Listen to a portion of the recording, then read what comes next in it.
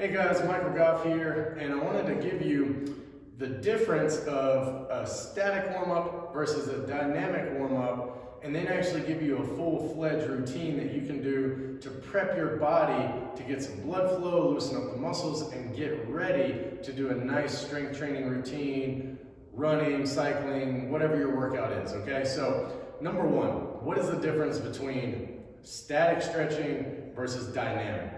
Well, static stretching is kind of the old school. Imagine if I'm doing a toe touch, right? I'm gonna go down here and I'm gonna hold it for 1 to 2 minutes. That's it. I'm just being static. I'm just going down and holding a position. All right, dynamic, let's take the same movement. What's the difference? Dynamic means up and down. So, boom, boom. So that just gives you a generic idea of the difference between dynamic and static.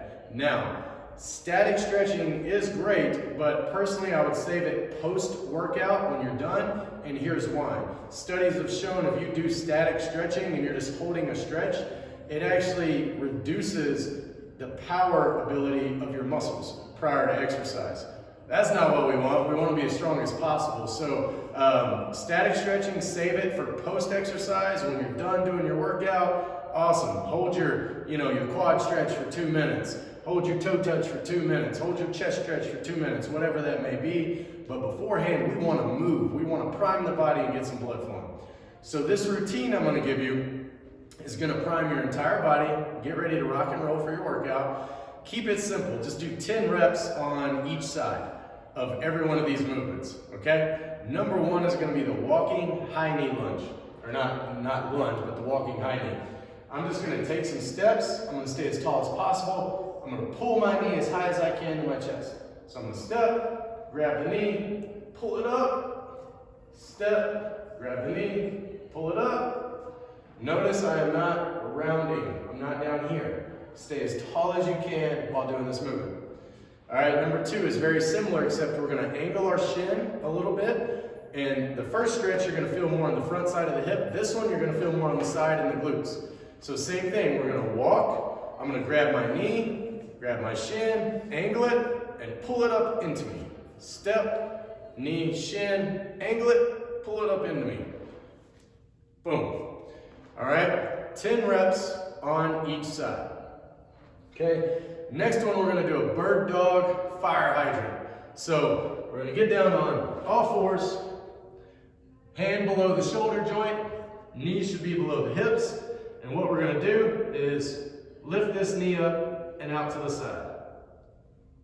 10 reps per side.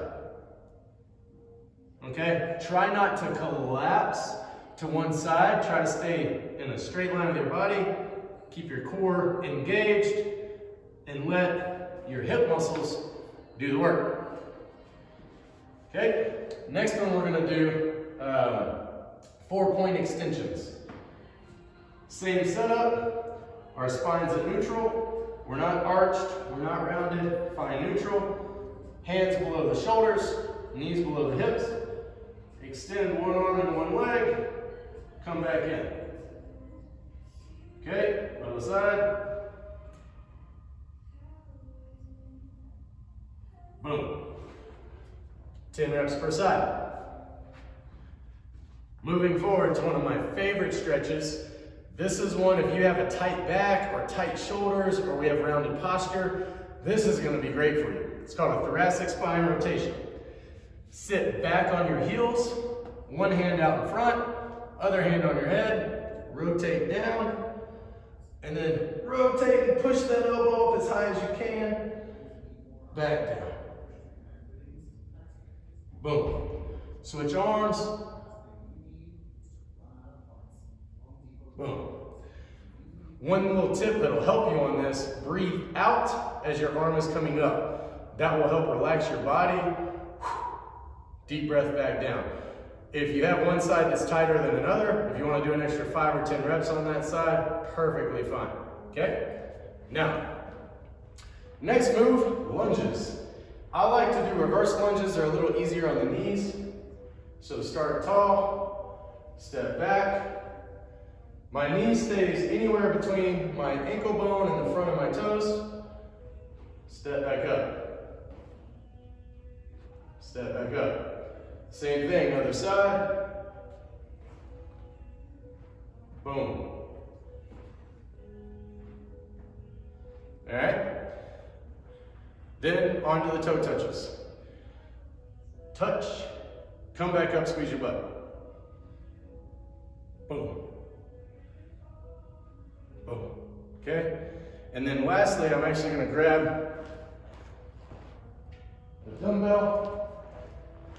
And depending on your fitness level, you can do this body weight as well. So I'll show you two different progressions. Goblet squats with a light dumbbell. Squat down, drag your knees out, stand up. Okay? Our other option, if that's too heavy, grab a bench. Same thing, stay tall, squat down, stand up. Squat down, stand up.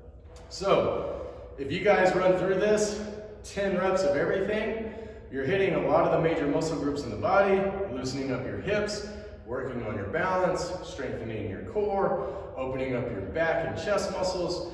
You're doing everything you can to prime your body, get your heart rate elevated a little bit, get some blood flowing, ready to crush your workout. So try that out for your dynamic warm-up. Let me know what you think in the comments. Talk to you soon.